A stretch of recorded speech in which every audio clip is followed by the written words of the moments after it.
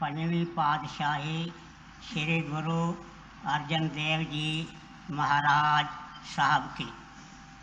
पाठ पढ़ो अरो वेद विचारो, निवल बुरंगम साधे। पाठ पढ़ो अरो वेद विचारो, निवल बुरंगम साधे। यह श्री गुरु अर्जन देव महाराज साहब की वाणी है। आपने संसार को एक अनमोल रतन दिया है जिसको हम श्री ग्रंथ साहिब कहते हैं। इस ग्रंथ के अंदर आपकी वाणी, आपसे पहले जो 4 गुरु साहिबान हुए उनकी वाणी, और कोई ये ख्याल न करे कि ये पंजाब के गुरु साहिबान का कोई अलग मत है।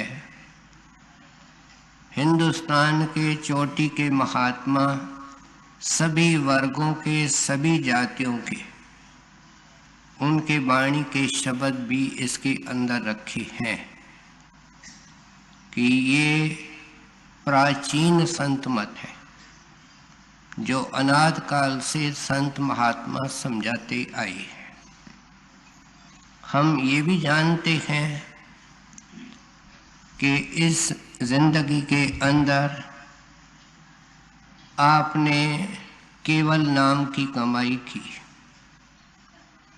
नाम का भेद गुरु देता है।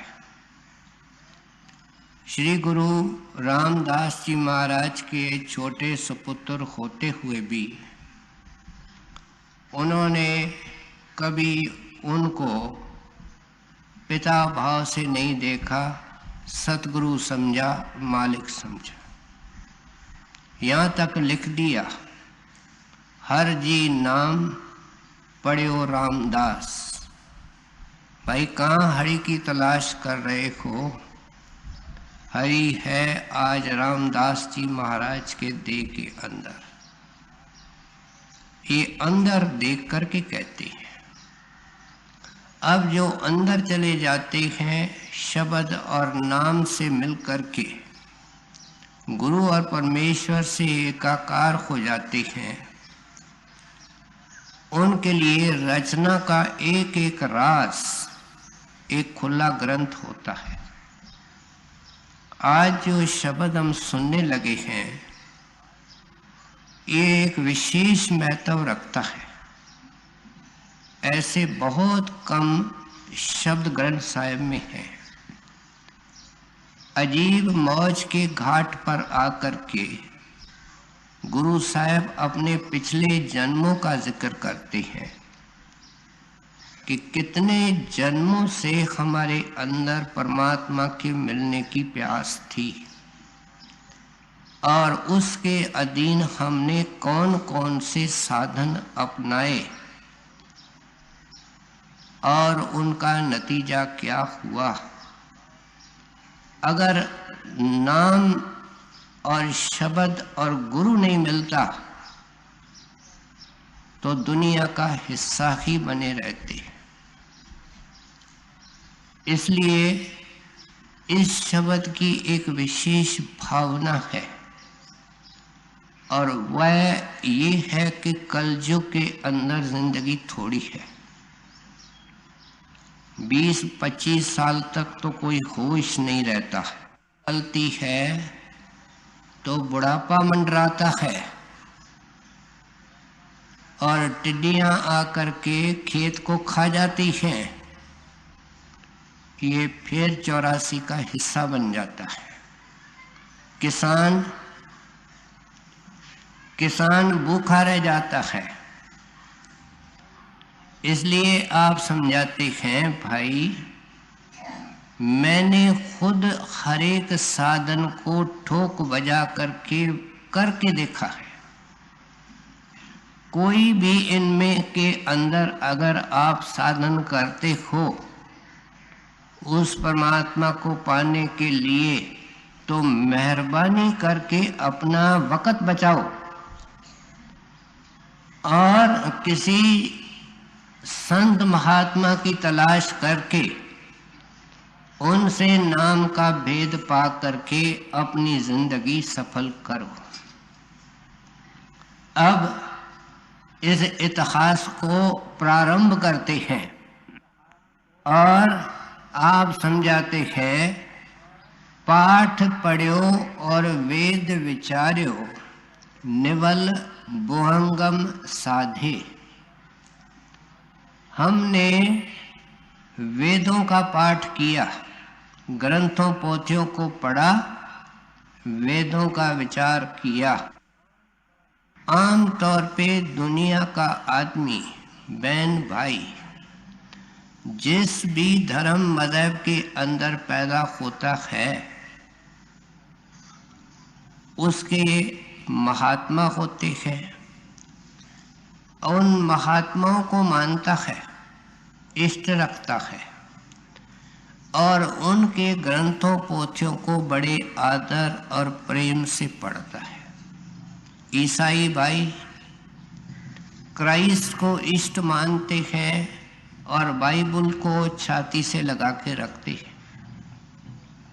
हमारे मुसलमान भाई खुदा और रसूल पैगंबर को मानते हैं, उम्मत को मानते हैं और कुरान शरीफ और हदीस को बड़े प्रेम से पढ़ते हैं। ऐसे भी लोग होते हैं जिनको कुरान शरीफ बरज़बान याद है, जिनको हम हाफिज कहते हैं। फिर हमारे हिंदुओं के अंदर अनेक महात्मा हुए, उनको हम अपने अपनी श्रद्धा अनुसार मानते हैं। रामायण पढ़ते हैं, महाभारत पढ़ते हैं, ऋषियों मुनियों के लिखे हुए वेद शास्त्र और ग्रंथ पढ़ते हैं और इसके अलावा हिंदुस्तान में अनेक महात्माओं की वाणी है। जो जिस महात्मा को मानता है उसकी वाणी या उसकी कृतियां बड़े प्रेम से पढ़ता है। गुरु साहब क्या कहते हैं कि हमने ये किया है लेकिन इससे मिलेगा कुछ नहीं, ध्यान से सुने। ये एक ऐसी स्टेटमेंट है जो बड़े गुणी ज्ञानी विद्वानों को ठोकर मारती है, क्योंकि वे समझते हैं कि इस नित्य नियम के पाठ करने से हमारी मुक्ति हो जाएगी, हमारा मोक्ष हो जाएगा। कहते हैं भाई मैंने किया लेकिन नहीं हुआ तो मेरी बात सोचने और समझने की कोशिश करो। ग्रंथ साहिब जिससे कि हम वाणी ये सुन रहे हैं, जिसको बड़े आदर और प्रेम से न केवल हिंदुस्तान में अन्य देशों में पढ़ा जाता है, उसमें गुरु साहिब खुद क्या लिखते हैं, नानक कागज लखमणा पढ़ पढ़ कीजिए भाव। कहते हैं तुम तो एक दो ग्रंथ पढ़ते हो, लेकिन इतने ग्रंथ पढ़ो जिनका वजन लाख मन हो। देखिए संत हमारे को कितनी जोरदार चोट देते हैं। कोई आदमी सारी जिंदगी सारे काम छोड़ करके पढ़ना शुरू करे तो भी लाख मन वजन के ग्रंथ नहीं पढ़ सकता। नानक कागज लखमणा पढ़ पढ़ कीजिए भाव। बड़े श्रद्धा से पढ़ो, भाव से पढ़ो। फिर आते हैं उनके तरफ जो लिखने के अंदर व्यस्त हैं, अंदर में प्रकाश नहीं, अक्ल बुद्धि के दायरे पर लिखते हैं। उनके बारे में कहते हैं मस्सू तोट न आवई, लेखन पवन चलाए, स्याही का सागर हो उनके पास, कलम को हवा की तरह चलावें, मस्सू तोट न आवई, लेखन पवन चलाए। आप समझाते हैं इसकी कौड़ी कीमत नहीं है। हाँ केवड आखा नाव, मैंने पाया है, ठोकरें खा करके पाया है, अनेक तजुर्बे करके पाया है भाई शब्द के कमाई से, नाम के कमाई से, जिसका दाता सतगुरु होता है। फिर तुलसी साहब अपने वाणी के अंदर लिखते हैं, 4, 18, 9 पढ़े, खट पर खोया मूल, कोई कमी नहीं छोड़ते हैं। कहते हैं 4 वेद पढ़े, 18 पुराण पढ़े, 9 व्याकरण पढ़े और 6 किस्म का दर्शन होता है जिसको हम फिलॉसफी कहते हैं। कहते हैं फिर भी क्या हुआ, खटपड़ खोया मूल, जिंदगी बर्बाद हो गई। मूल क्या है? श्वास। सुरत शब्द चीने बिना अगर हमारी आत्मा इस शरीर को छोड़ करके अंदर के शब्द के अंदर जज़ब नहीं होती है तो क्या हुआ, सुरत शब्द चीने बिना ज्यों पंछी चंडूल। चंडूल एक चिड़िया होती है जंगल में, जिस जानवर की आवाज सुनती है ऐसी एन आवाज पैदा कर सकती है। कहते हैं जैसे पढ़ा ऐसे सुना दिया। इसलिए गुरु साहब ने वाणी के अंदर लिखा, पढ़ पढ़ पंडित और समझावे, लेकिन उसका हाल क्या है, घर जलते की खबर न पावे। उसके अंदर क्रोध है, काम है, लोभ मोह की अग्नि है, उसके बुझाने का सामान नहीं करता। मशालची के नीचे हमेशा अंधेरा होता है, मशालची से और फायदा उठाते हैं। शायद उसको सुन करके कोई जा करके संत की तलाश करेगा, और भाई तो अंधेरे के अंदर रहता है। गुरु साहब कहते हैं आपकी भावना क्या है कि तुम किसी भी ग्रंथ को पढ़ रहे हो, शास्त्र को पढ़ रहे हो, पढ़ो, लेकिन ये जो हमने वाणी के कोटेशंस दिए, संदर्भ दिए, हवाले दिए, ये क्या समझाते हैं? ये समझाते हैं कि पढ़ने का कोई पर्पस है। हमको वाणी इशारा करती है कि जाओ संतों के पास, महात्माओं के पास, दरवेशों के पास, और दरवेशों में और महात्माओं में उस महात्मा के पास जो नाम का रसिया महात्मा है, जो शब्द का रसिया महात्मा है। धुन आने जो गगन की, सो मेरा गुरुदेव। और के आगे माथा नहीं टेकूंगा, माथा उसके आगे टेकूंगा जो मेरे मस्तक के अंदर घंटे की धुन पैदा करे, मेरे सूरत को शब्द के साथ जोड़े। फिर कहते हैं हमने किसी स्टेज पर निवली कर्म किए। ये कई किस्म के होते हैं, लेकिन इनके अंदर 3 मुख्य होते हैं, धोती, नेति और बस्ती। धोती क्या होती है, 4 उंगल चौड़ा एक बहुत फाइन मलमल का कपड़ा होता है, कई गज लंबी वो पट्टी होती है। उसको किसी साफ सुथरे पानी के अंदर भिगो देते हैं।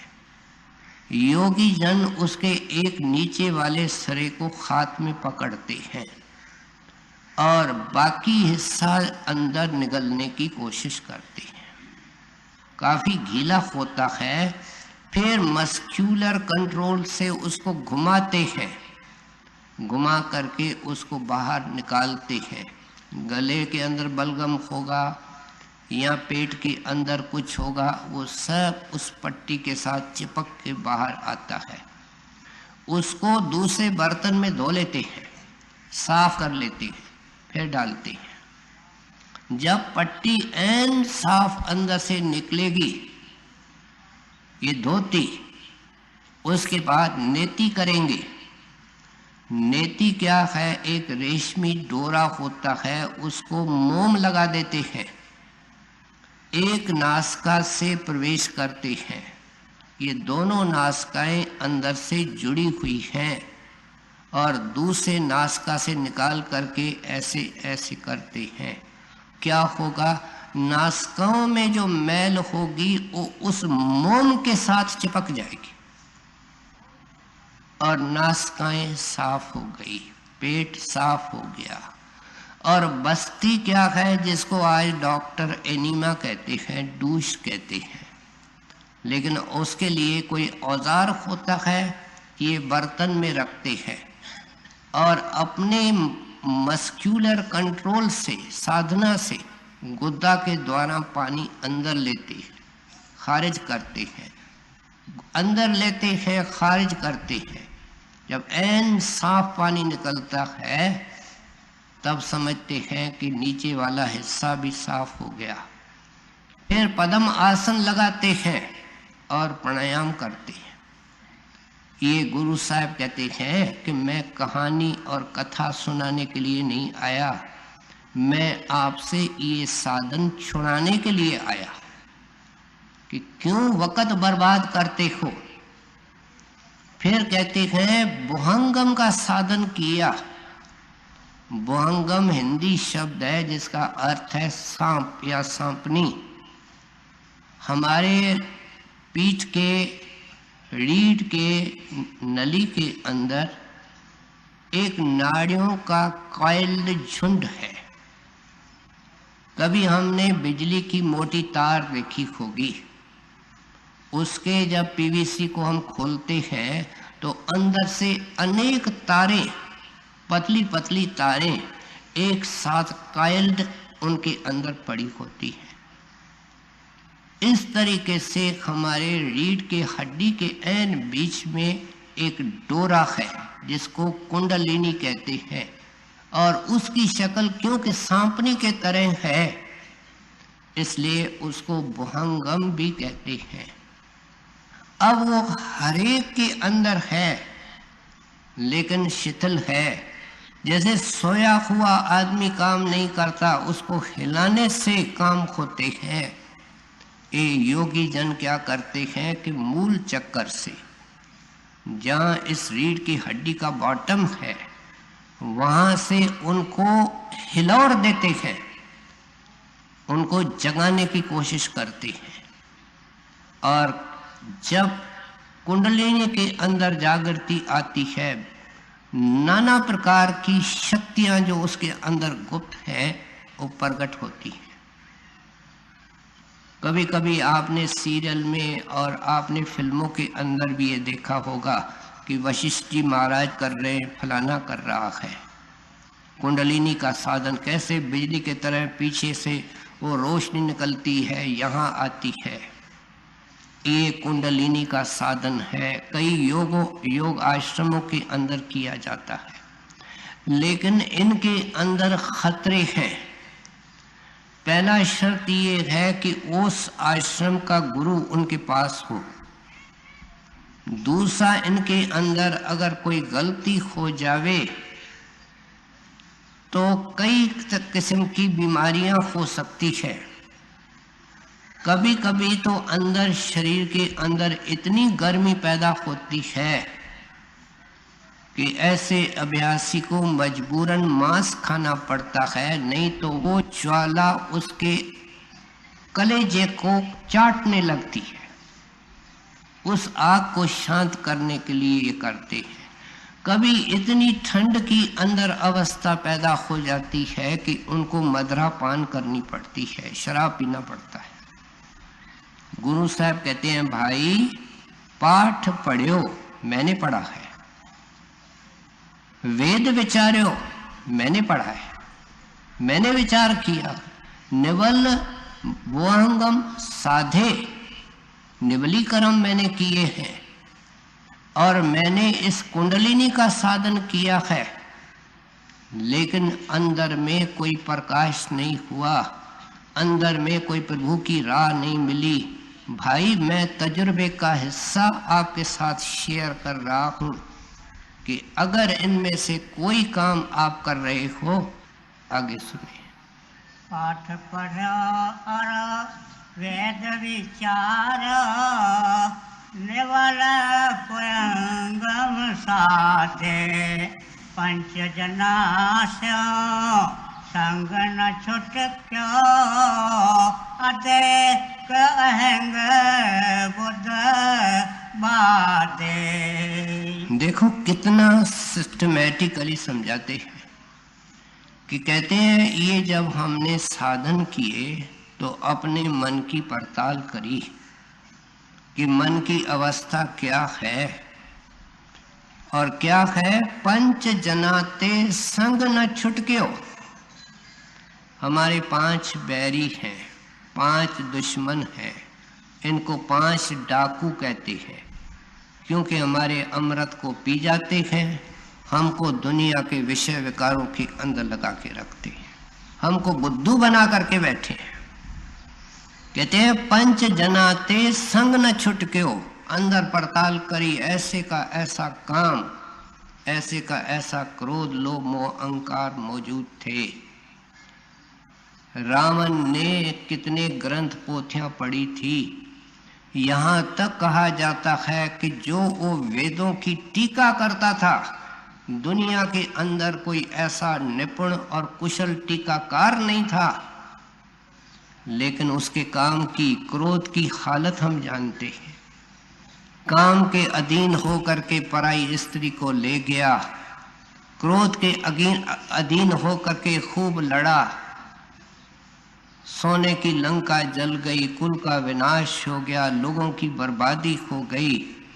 कहते हैं उस पढ़ने का क्या फायदा हुआ? इतिहास गवाही देता है। इसलिए कहते हैं कि भाई मैंने जब अपनी पड़ताल करी तो इनके अंदर मैंने तो देखा बीमारी और बढ़ गई। वो क्या हुआ कि अहंकार के अंदर और वृद्धि हो गई, इजाफा हो गया। अब देखो एक अंधा है, लाठी लेकर के चलता है, वो काय का अहंकार करेगा। जिसकी टांग नहीं है, जिसकी शक्ल नहीं है, जिसके पास पैसा नहीं है, जिसकी इज्जत नहीं है, जिसको पदवी नहीं है, वो काय का अहंकार करेगा। अहंकार करता है पदवी वाला, अहंकार करता है धनवान और खूबसूरत, अहंकार होता है उसको जिसको जय जयकार करती है। और जब ये साधन किए जाते हैं तो इनके अंदर कई तरह से कुंडलिनी को जगाने से रिद्धियां सिद्धियां शक्तियां आती हैं। पानी पर तैरना शुरू कर देते हैं, हवा में उड़ना शुरू कर देते हैं, पैर लगा करके पूरी चलती हुई ट्रेन को खड़ा कर सकते हैं। ऐसी रिद्धियां सिद्धियां इनके अंदर आती हैं। हमने सुना है कि स्वामी राम तीर्थ एक बार हरिद्वार गए, उनको एक ऋषि मिला। कहते हैं कि भाई मैं 40 साल से तपस्या कर रहा हूँ। तो स्वामी राम तीर्थ ने कहा महाराज आपको क्या प्राप्त हुआ है कि मैं इस गंगा के ऊपर तैर सकता हूँ? कहते हैं और क्या कि वापस आ सकता हूँ, और क्या? तो वह हैरान होकर के पूछता है क्या ये थोड़ा है? तो राम तीर्थ जी कहते हैं कि मैं इसको 8 आने की कीमत देता हूँ, क्योंकि किश्ती में बैठ करके पार करने के 4 आने लगते हैं, उस जमाने में आने थे। तो तुम्हारे वर्षों 40 साल की वर्षा की कीमत प्यारे 8 आने है, कोई विशेष कुछ नहीं है। जिनके पास ज्ञान है, सो इसलिए कहते हैं कुदरती जब रिद्धियां सिद्धियां शक्तियां आई, मालाएं आई, जय जयकार हुई, तो अहंकार तो आएगा। कहते हैं बीमारी को बीमारी को, मन के रोगों को कम करने की कोशिश करी, मन को बस करने की कोशिश की, लेकिन तो इजाफा हो गया, अहंकार और बढ़ गया। आगे पंच जनास्या संगन छुट्या अधिक अहंग बुद्ध बाधे चार इन बे मिलन चाहे मैं किए कर्म अनेका। ध्यान से सुने, मैं किए कर्म अनेका। कहते मैं आत्म कथा सुना रहा हूं, मैं दूसरे की कथा नहीं सुना रहा हूं। मैंने किए कर्म अनेका, ये तो सैंपल है। इसके अलावा हजारों मैंने और साधन किए हैं, लेकिन कितने प्यार से समझाते हैं, प्यारे इन विध मिलन न जाई। क्यों? मैं किए कर्म अनेका। मैं अपने तजुर्बे के आधार पर कहता हूं कि इस तरह परमेश्वर की प्राप्ति नहीं होती है। आप बार बार हमसे प्रीत करते हैं, जितनी प्रीति ये संत हमसे करते हैं, उसका अगर एक हिस्सा हम लौट के करें, हम कहाँ का कहाँ हो जाए। कहते हैं सुनते क्यों नहीं हो, मेरे तजुर्बे का फायदा क्यों नहीं उठाते हो, मेहरबानी करके इनको तज दो। असली साधन का जिक्र क्या है? संतों के पास जाना, नाम की कमाई करना। इसको खोल खोल करके आगे समझाएंगे, लेकिन फिलहाल हमको उन गलत साधनों से निकालना चाहते हैं जिसके अंदर दुनिया के तरह तरह के लोग अटके हुए हैं। आगे प्यारे इन विध मिलन न चाहे मैं किए कर्म अनेका। हार पड़ो स्वामी के द्वारा दीजय गो दे विवेका। इनकी एक एक लाइन बड़ी मीनिंगफुल है।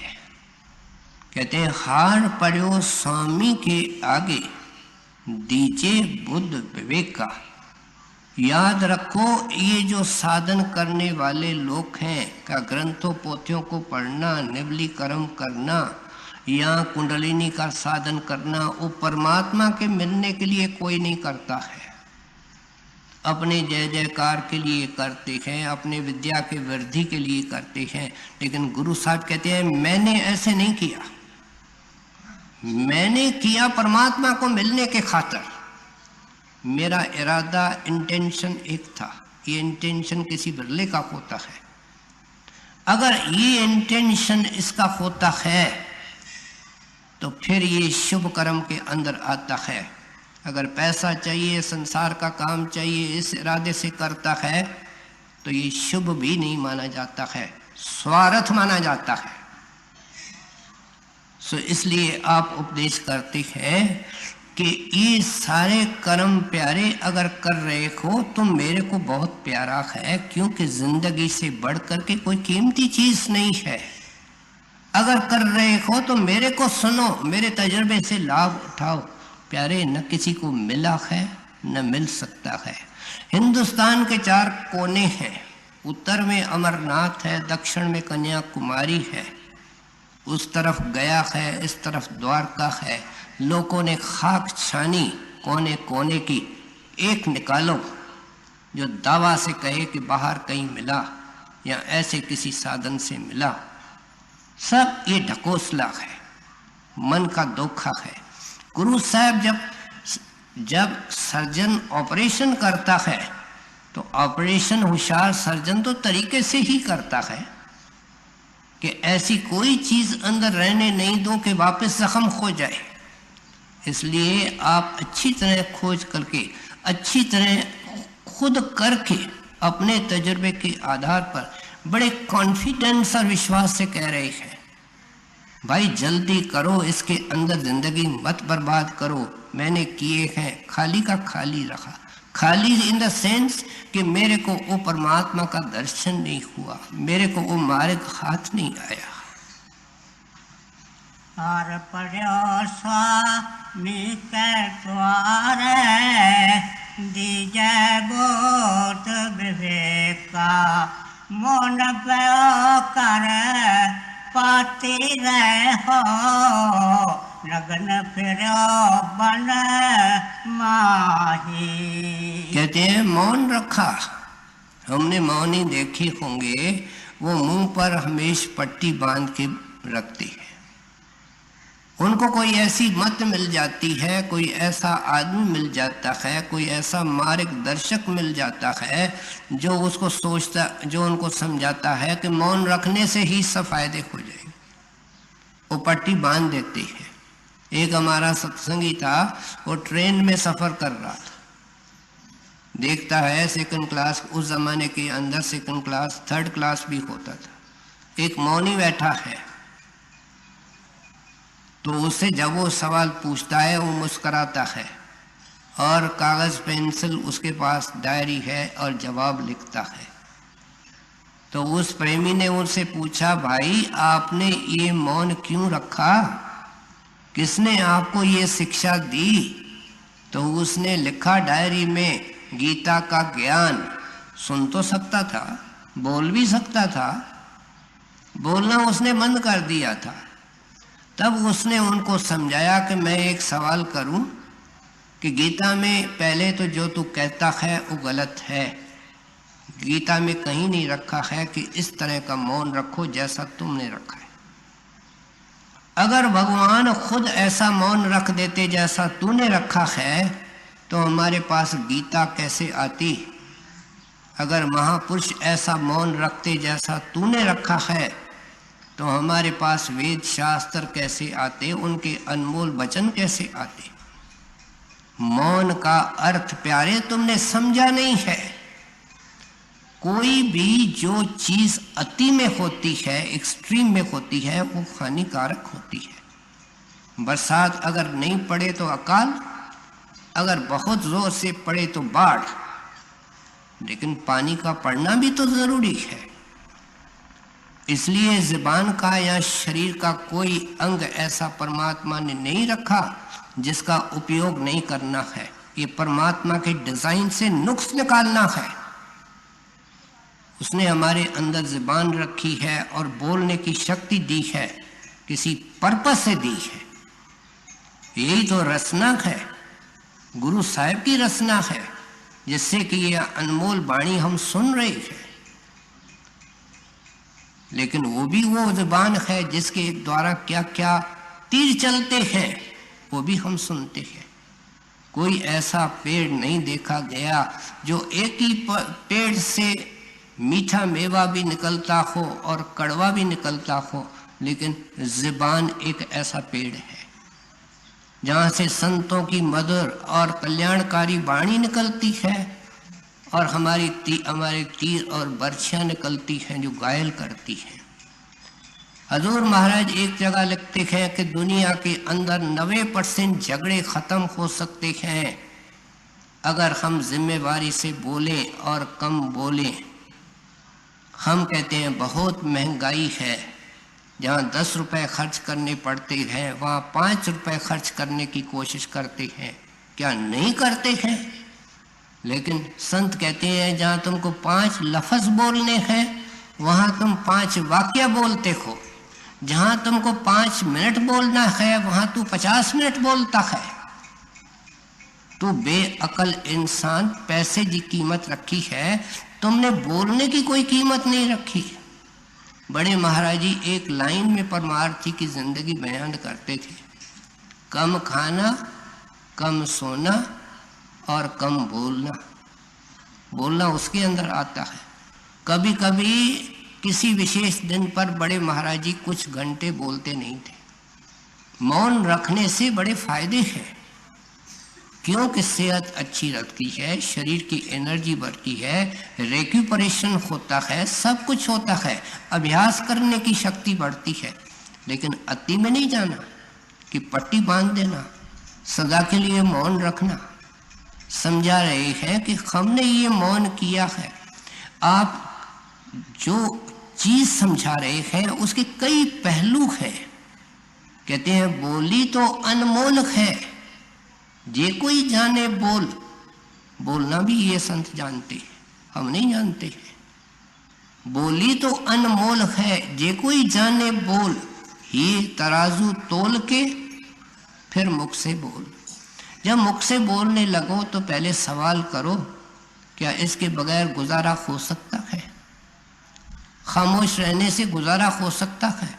अगर इंसान खामोश रहे तो 100 उपाधियां बच सकती है, उसका जीवन सरल हो सकता है, सत्संगी भजन कर सकता है। लेकिन हमारा कंट्रोल नहीं। इसलिए कहते हैं कि पहला सवाल ये पूछो कि जो बोलने लगे हो वो ज़रूरी है। अगर हाँ में जवाब मिलता है कि बोलना पड़ेगा तो फिर कम बोलो और उसके साथ फिर प्यार और मधुरता से बोलो। बड़ी दुनिया के अंदर मर्यादा चाहिए। एक आदमी को हम बेवकूफ कह सकते हैं, लेकिन हम ये भी कह सकते हैं इस बेचारे की अकल कम है। क्या कोई अर्थ के अंदर फर्क है? लेकिन एक लफ्ज झगड़ा पैदा कर सकता है, दूसरा शांति की राह में ले जाता है। कहते हैं कभी अकल लड़ाई, कभी मर्यादा से काम लिया, जो आया वो बोलते ही जाते हो। मौन के अंदर अनेक चीजें दाखिल हैं। इसलिए कहते हैं ये तराजू तोल के, हृदय के तराजू के अंदर तोल करके फिर मुख से बोल। ये मौन है। कबीर साहब ने वाणी के अंदर लिखा कि केवल ज़बान का मौन नहीं होता है, तुमको गुरु मिला है, उसने मन का मौन सिखाया है। और वो क्या है? मौन गहे सबकी सहे। कहते हैं राम इतना सस्ता नहीं है, राम को संतों की वाणी महंगा कहती है। इसलिए कहते हैं कि अगर उसको पाना चाहते हो तो फिर क्या करना पड़ेगा? मौन गए सबकी सहे और करे क्या? सिमरे नाम अगाध, रात दिन सिमरन के अंदर लग जाए। जब किला बन गया तो फिर उसके ऊपर आंधी तूफान का असर भी नहीं होता है। जब सिमरन का किला इसके अंदर खड़ा हो गया, ताने मैंने कुछ मतलब ही नहीं रखते। इसलिए आप जो शिक्षा प्रदान कर रहे हैं उसके अनेक अनेक पहलू हैं। केवल ये नहीं कहते हैं हमने मौन रखा, लेकिन ये भी समझाना चाहते हैं सच्चा मौन क्या होता है। एक एक साधन को आप खोल करके आगे समझाते हैं। पढ़ो। मन बरो कर पाती रहो, नगन खरो मन माही। तट तीरथ कर ते बरन्यो, दुबदा छुट कैनाही। मन कामना तीरथ जय बस्यो, सिर करवा तो धराए। अब और 2 साधनों का जिक्र करते हैं। कहते हैं मन में ख्याल आया कि तीर्थों के अंदर चलो। कहते हैं हम गए नहीं, हमने बाकायदे वहाँ मकान बनाए, वहाँ निवास किया, वहाँ सुबह शाम स्नान किया, वहाँ के सारे कर्म कांड रीति रिवाज को निभाया, वर्षों तक किया, किसी जन्म में किया होगा। कहते हैं हमने मामूली कोई तीर्थ नहीं किए, जिस तरह से हमने इस तीर्थों को मखौल मनाया है। बड़े महाराज जी एक रोचक वार्ता सुनाया करते थे कि हमारा ये जो कर्म कांड है वो भी छिलका है। एक यूपी का आदमी तीर्थ करने को जनवरी में चला, जब जाकर के गंगा में उसने हाथ डाला, देखता है पानी तो है बर्फ, अगर मैंने नहाया तो निमोना हो जाएगा। इसलिए एक अच्छा छोटा पत्थर लेकर के गंगा में हाथ जोड़ करके डाला कि माता जो किंकर स्नान सो मन कर स्नान। जो इस पत्थर ने स्नान किया समझो मैंने स्नान किया। अब जब वो वापस आ रहा था तो उसको एक साथी मिला, उसको पता था ये गया है तीर्थ स्थान को। उसने कहा भाई गंगा स्नान हो गए? तो इशारे में कह दिया जो किंकर स्नान सो मन कर स्नान। वो तो उससे ही सियाना निकला। उसने उसको गले लगा के कहा जो तोरे स्नान सो मोरे स्नान। ये वार्ता महाराज जी सत्संग में सुनाया करते थे कि हमने इन चीज़ों को मखौल समझा हुआ है।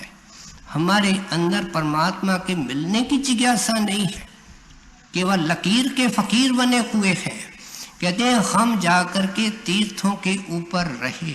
कबीर साहब ने एक मिसाल देकर के हमसे सवाल पूछा कि उस जल के अंदर नहाने से क्या होगा। ज़्यादा में ज़्यादा शरीर की मैल उतर सकती है, लेकिन मन तो अंदर है। वह पानी मन को नहीं छू सकता है, और जब तक मन निर्मल नहीं होता है तब तक काम आगे खिसकता नहीं। मन कैसे साफ होता है? गुरु साहब ने वाणी के अंदर लिखा भरिए मत पापा के संग। अगर तुम्हारा मन पापों के साथ भरा हुआ है, वो धोए नामे के रंग। उसका पानी भी अंदर है, वो बाहर नहीं है। जिसके लिए क्राइस्ट ने कहा लिविंग वाटर, हिंदू महात्माओं ने कहा शब्द अमृत। कहते हैं उससे वो मन साफ होता है। मन को पकड़ने का और कोई उपाय नहीं है। और जतन से ये नहीं माने, धुन सुनकर मन समझाई। पलटू साहब ने लिखा बंसी बाजी गगन में, मगन भया मन मोर। दुनिया के लस्तों के पीछे मन दौड़ेगा, प्यारे 1000 कोशिश करो नहीं रुकेगा। लेकिन जिस वक्त अंदर के कीर्तन और शब्द को सुनेगा, सारे लस्तों को इस्तीफा दे देगा। बंसी बाजी गगन में, अंदर के आकाश में, मगन भया मन मोर। जब उसमें मगन हो गया तो दुनिया याद कहाँ रही। इसलिए आप समझाते हैं कि हमने नहाया, लेकिन सतगुरु की कृपा से नहाया और अंदर के तीर्थ में नहाया, शब्द के अंदर नहाया तो मन निर्मल हुआ। प्यारे उस साधन के पीछे लगो। फिर एक और साधन का जिक्र करते हैं। काशी के अंदर अभी भी कोई जगह है इमाम बाड़ा, वहाँ कुएं बने हुए हैं। कुएं के ऊपर एक लंबा आरा लगा हुआ है, रखा हुआ है, क्योंकि वो पुराने ज़माने की एक निशानी है। उस ज़माने के अंदर ये उन्होंने पंडितों ने भरम उठा के रखा था कि कोई भी आदमी जो मुक्ति का इच्छा रख कर के अपने सिर को इस आरे के नीचे चिरवाएगा, वो सीधा वैकुंठ में जाएगा। मानो वो कैसा भी दुष्ट है, पापी है। आप सोचो, सिर को कटवाने से मन कैसे निर्मल हो सकता है। लेकिन दुनिया में भरमों की कोई कमी नहीं है। अच्छे भले सेठ शाहूकार आते थे, श्रद्धालु लोग आते थे, आकर के अपना सिर करवट से कटवाते थे। 2 हिस्से हो जाते थे, जाकर के नीचे कुएं में गिर पड़ते थे। शाम को पंडे लोग क्या करते, उन सेठों के जेबों को देखते, उनके माल असबाब को देखते, उनके शरीर को फूंक देते। गुरु साहब की वाणी हमारे सामने है हमारे अंदर इतना शौक। गुरु साहब ने पाया, पा करके बांटा, बांट करके लिख करके गए हैं, लेकिन कीमत क्या दी है, कुर्बानी क्या दी है, वो भी तो हमारे सामने है। सो इसलिए आप समझाते हैं कि हमने ये सारे साधन करते हुए अपनी पड़ताल करी कि प्रभु के राह से परे परे है। अंदर कोई रोशनी नहीं, प्रकाश नहीं, शांति नहीं, सुख नहीं। मन के अंदर वही डंग मौजूद है, वही काम सताता है, क्रोध सताता है, लोभ दौड़ाता है। कोई इनके अंदर कमी नहीं आती है। मन कामना तीरथ जय बस्यो सिर करवात धराए मन की मैल न उतरे ए विध जे रख जता न कराए कनक कामनी है वर गवा गोविंद दान दातारा अन्न वस्त्र घूम और पे नैन लिए हर द्वारा पूजा अर्चा बंदन दंडौत खट कर्मा रत रहता। अब दो और साधनों का जिक्र करते हैं। कहते हैं कि हमने फिर सोचा कि पुण्य दान करने से मन निर्मल होगा, प्रभु के नजदीक जाएंगे। गुरु साहब ने जिस भी साधन को अपनाया है और किया है तो पूरी तरह से निभाया है। कहते हैं हमने जमीन दान में दी, लेकिन कितनी एकड़ों के एकड़ दी। हमने सोना दान में दिया, हमने कीमती रतन दान में दिए। पता नहीं कौन सी कितनी लंबी लिस्ट है जो अभी हमने सुनी। कहते हैं ये सब चीजें घोड़े हैबर खैबर घोड़े दान में दिए, हाथी दान में दिए। कोई कमी नहीं किसी साधन की गुरु साहब ने खुद छोड़ी है। लेकिन कहते हैं उसके होते हुए भी मन के अंदर अहंकार आता है। अपने सत्संग के घर के अंदर एक बक्सा लगा हुआ है, उसके अंदर सेवा डाली जाती है। आज 20 साल हो गए उस बक्से के अंदर सेवा डाली जाती है, लेकिन आज किसी को ये पता नहीं कौन डालता है कौन नहीं डालता है। सबको पूरी इज्जत मिलती है और नतीजा क्या होगा कि डालने वाले को कोई अहंकार नहीं होगा। फिर संत मत का एक और पहलू समझाता है कि दान केवल गुप्त नहीं होना चाहिए, लेकिन दान पात्र को देना है। अगर आप अंधाधुंध दान करते हो तो उल्टा नतीजा निकल जाता है। एक भिखारी आपसे कुछ मांग रहा है और आप उनको 1 रुपया 2 रुपया दे देते हैं, वो जाकर के मांस खाता है, शराब पीता है।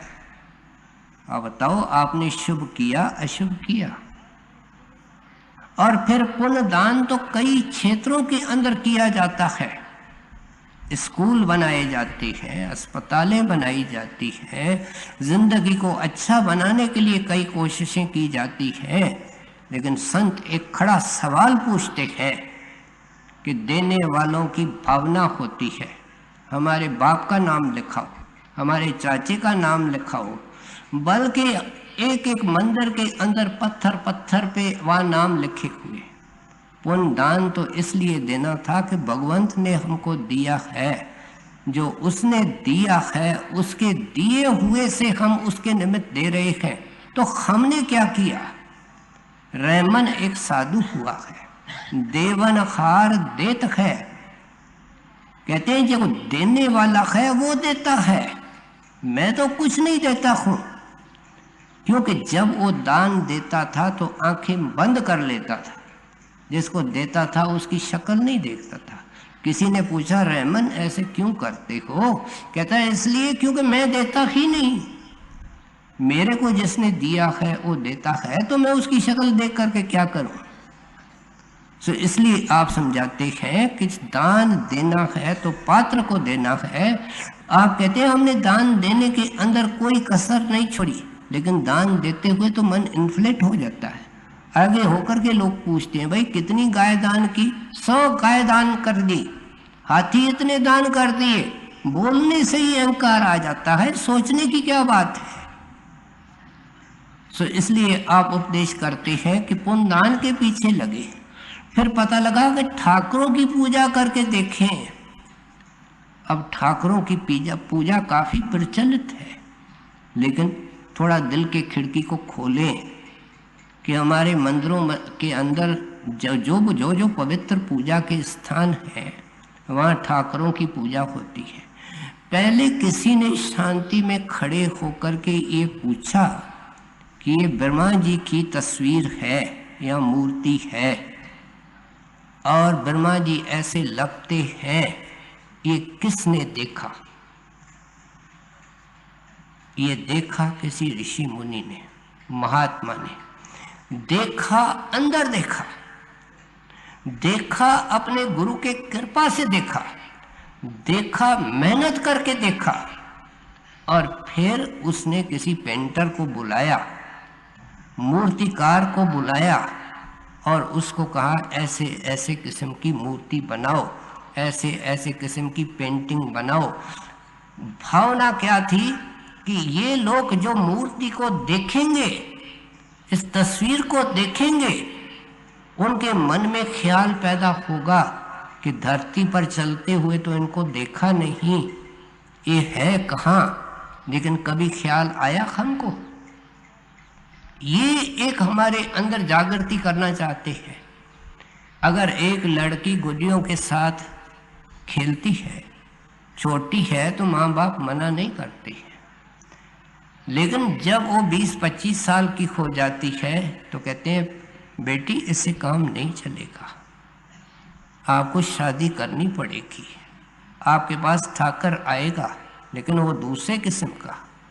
इसलिए ये जो चित्त को एकाग्र करने के लिए अगर कुछ अरसे के लिए ठाकर की पूजा प्रारंभ में करती है, हर एक फैमिली के अंदर परंपरा है, तो महात्मा उसको बुरा नहीं मानते हैं। एक चित्त को एकाग्र किया जाता है, लेकिन सारे ठाकर और देवता 33 करोड़ माने जाते हैं, उनका बनाने वाला एक करतार है, इसलिए संतों ने उस करतार की उपासना को मुख्य रखा है। सारे ग्रंथ साहिबों का देता है एक ओंकार, वो एक की पूजा करनी है जिसने सब कुछ बनाया है। सो इसलिए कहते हैं कि हमने इन ठाकर पूजा करी लेकिन मिला कुछ नहीं। कुछ लोगों के मन में ये भ्रम है कि भाई धन्ने को जो पत्थर से मिला था, लेकिन उन्होंने इतिहास को अच्छी तरह नहीं सुना है, नहीं पढ़ा है। भाई धन्ना तो एक कमाई वाला साधु था और उस तरफ त्रिलोचन को उसने इस कर्म कांड से निकालना था। जात का जाट था, उसका लिबास बहुत सीधा साधा था धन्ने का, तो अनजान देहाती बन करके एक दिन मंदिर में चला जाता है। त्रिलोचन बड़ी मर्यादा से ठाकरों की उपासना कर रहा है, हाथ जोड़ करके कहता है महाराज मुझे भी एक ठाकर दे दो, मैं भी उपासना करूंगा। उसने मन में सोचा इसके लिए तो बड़ी विधि चाहिए, ये देहाती क्या करेगा। उसने एक पत्थर का टुकड़ा पड़ा था, वो उठा के उसको दे दिया भाई धन्ने को, ले ये तेरा ठाकर है, इसकी उपासना कर। अब भाई धन्ने का तो सच्चा गुरु था, वो उसके अंदर प्रकट था, उसको त्रिलोचन को अटकल से निकालना था। पत्थर को किसी कोने में रख दिया। कुछ अरसे के बाद आया, देखता है कि त्रिलोचन जी भगवान को भोग लगा रहे हैं, भगवान के मूर्ति को ऐसे तरीके से भोग लगा रहे हैं कि नीचे थाली रखी हुई है, उसके मुंह में टिकता नहीं, आकर के थाली में गिरता है, उस थाली को उठाता है और खुद खाना शुरू करता है। कहते हैं भाई ठाकर ने तो खाया नहीं, तूने खा लिया, तुमने तो ठाकर से ही ठगी कर ली। कहते हैं भाई यही तो रीति रिवाज होता है, तू देहाती है, तू समझता कुछ नहीं। कहता है अरे भाई सुन पंडित जी, मेरा ठाकर चल के देखो, मेरे सारे संसार के काम करता है, तेरा ठाकर तो भोग भी नहीं लेता है। कहाँ है तेरा ठाकर, चल मेरे साथ। ले आया उसको खेत में, कहते देखो बैल चल रहे हैं और मेरा ठाकर उनको चला रहा है। तो लोचन कहता है बैल तो चल रहे हैं लेकिन ठाकर नजर नहीं आता है। कहते हैं रैट के तरफ देखो, कुएं पर रेड चल रहा है, मेरा ठाकर उसके ऊपर बैठा हुआ उसको चला रहा है। कहते मुझे तो दिखता नहीं है। कहते हैं दिखता कैसे, तेरी आंखों पर अज्ञान की पट्टी है। भाई थन्ने ने त्रिलोचन को नाम दिया है और उसके बाद उसको सच्चा साधु बनाया है। ये कहना कि भाई धन्ने को पत्थर से मिला, ये हिस्ट्री को ट्विस्ट करना है, हिस्ट्री की गलत जानकारी है। असली हकीकत ये है जो संतों ने खोल करके समझाई है। सो इसलिए कहते हैं हमने ये सारे विभिन्न किस्म के साधन किए, लेकिन अंदर में संतोष, शांति, परमात्मा का दर्शन, उसकी झलक तक नहीं मिली। पूजा अर्चा बंधन दंडात खट कर्मा रत रहता, हाँ करत बंधन में पर्या न मिलिए जुगता। योग से धरा सन 84 ए भी कर रहा बड़ी यारदा फिर जन्म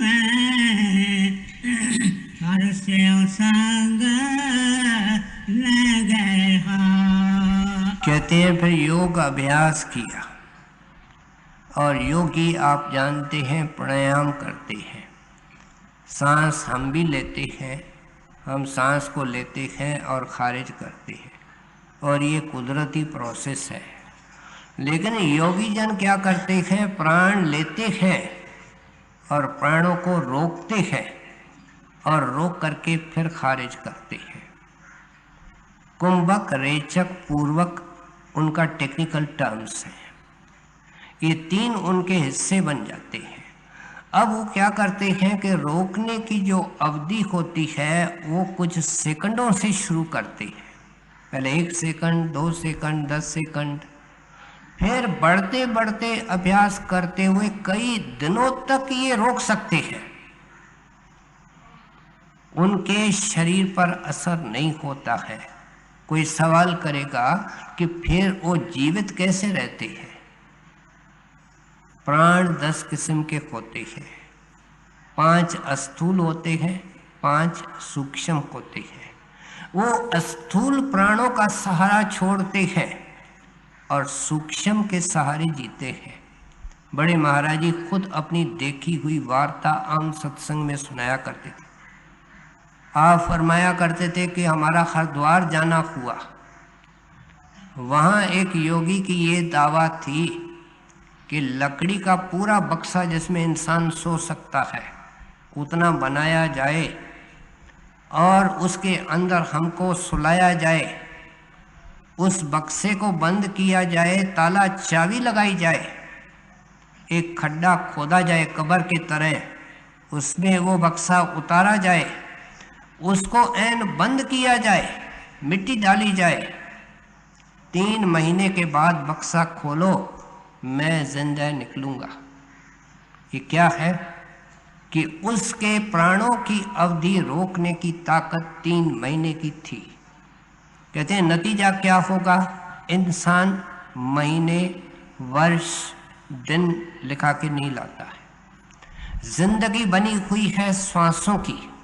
टोटल पूंजी कितनी इंसान को मिली है वो श्वास है, महीने साल बगैर नहीं होते हैं।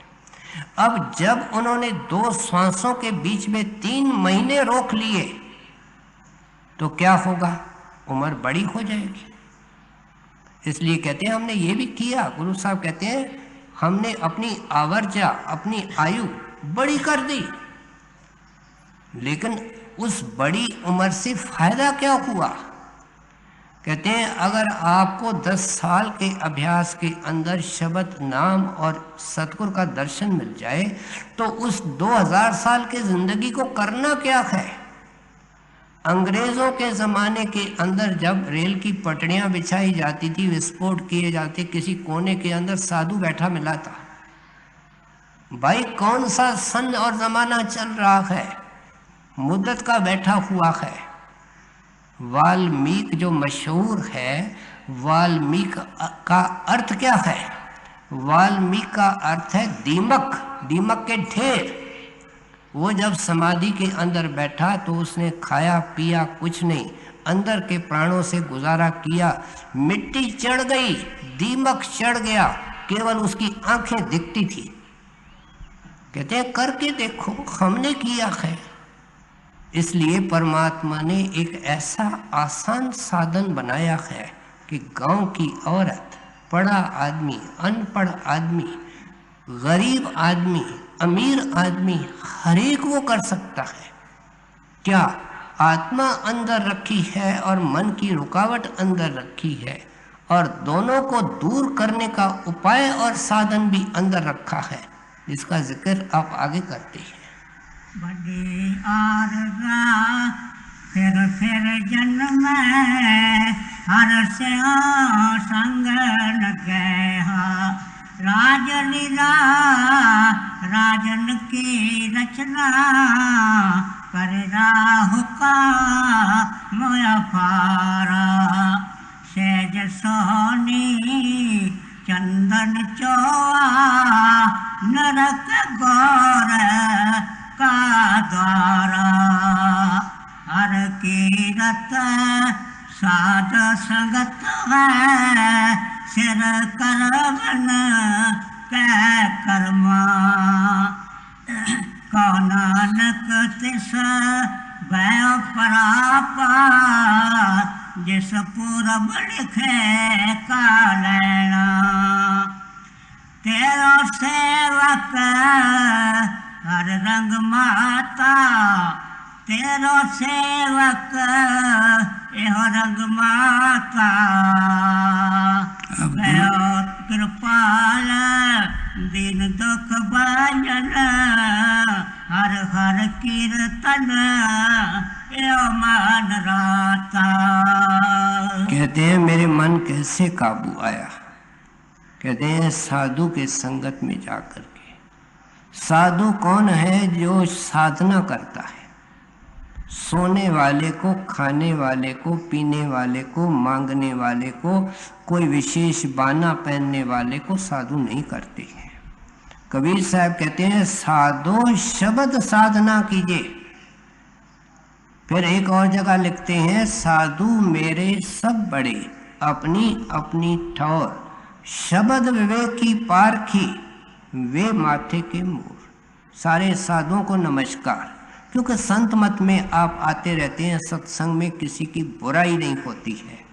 लेकिन अगर ये कहना कि पाउंड के अंदर इतने रुपए होते हैं, डॉलर में इतने होते हैं और द्रम में इतने होते हैं, ये बुराई नहीं है, ये तो असलियत को बयान करना है। सो इसलिए कहते हैं हमने पाया, ये सब कुछ करके पाया, पा करके उस साहिब के हुक्म से आपको समझा रहे हैं कि भाई जब भी मिलेगा साधु के संगत में मिलेगा। लेकिन कैसे साधु के संगत में? जो कीर्तन का जिक्र करता है। कलयुग में कीर्तन प्रधाना। बाहर का कीर्तन कितनी देर हो सकता है? जो कीर्तन करने वाला है वो थक जाता है, उनके औजार फट सकते हैं, लेकिन उस कीर्तन को संतों के वाणी के लिए वाणी ने अखंड कीर्तन लिखा है, हर की कथा लिखा है। ये आदमियों की कथा है, वो परमात्मा की कथा है।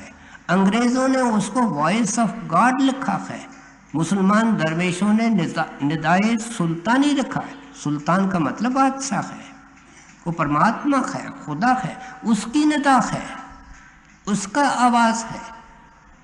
ये बार बार इस नाम शब्द और कीर्तन को खोल खोल करके समझाया जाता है।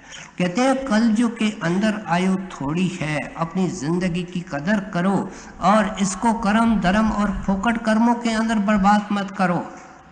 कलयुग कर्म धर्म ना कोई, नाम बिना उधार ना होई।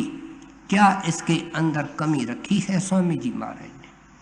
फिर गुरु साहब ने लिखा इस युग का धर्म पढ़ो तुम भाई, इत्थे अगे नाम सखाई। कहते हैं नाम तेरी मदद करेगा, छोड़ो और साधनों को। गुरु साहब के इस शब्द की विशेष भावना है कि जो जिंदगी बीत चुकी है वो पुराना अफसाना है जो 4 श्वास बचे हैं, 4 दिन 4 महीने 4 साल लगाओ उस खोज में साधु के जो शब्द का रता है। शब्द रता सतगुर पहचानो, हम एक पूरा पता दई। देखो कितनी दावा से कहते हैं, आप पूरा पता चाहते हो साधु का, शब्द रता सतगुर पहचानो। वो जब भी बोलेगा शब्द का जिक्र करेगा, भेद देगा शब्द का देगा, जब जोड़ेगा तो शब्द से जोड़ेगा। ये उसकी खोल खोल करके निशानी समझाते, कहते हैं हमने पाया है। फिर साथ में अंत में क्या करते हैं, कहते हैं इस नाम मिलने से कुछ नहीं होगा। सेवक कौन है जो उस रंग में रंग जाता है, सिमरन के पीछे पड़ जाता है। एक बार सतगुर मिला तो दर्शन का आशिक हो गया। एक बार सतगुर मिला और उन्होंने कोई सिद्धांत रखे, उन सिद्धांतों के ऊपर अडिग रखा और नाम की कमाई का ग्राहक बन गया। आज सत्संगी बहन भाई हम वस्त्रों के ग्राहक हैं, दुनिया की चीज़ों के ग्राहक हैं, मान शान और पदवी के ग्राहक हैं। इसलिए तो भूखे हैं, इसलिए तो चिंतित है। कहते हैं सेवक कौन है जो इस रंग के अंदर रंग जाता है।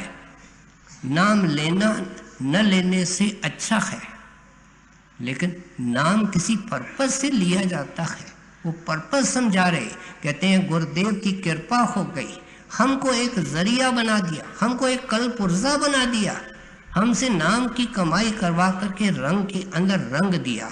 इसलिए गुरु को रंग रेस भी कहा गया कि वो ऐसा रंग चढ़ाता है कि कपड़ा टुक टुक हो जावे।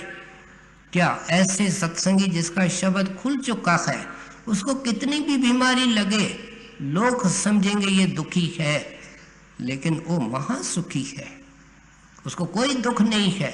दुख भूख मिटे तेरा सहसा, सुख पावे तू सुखमन नाड़ी। वो घंटे की धुन सुखमन नाड़ी में है, एक बार शुरू होती है तो बंद नहीं होती है। कहते हैं इस तरीके से हमने पाया, गुरु साहब ने अपने विषय को अच्छी तरह खोल करके समझा दिया। तोरो सेवक ए रंग माता, तोरो सेवक ए रंग माता, भयो कृपाल दिन दुख भंजन, हर हर कीर्तन ए मान राता।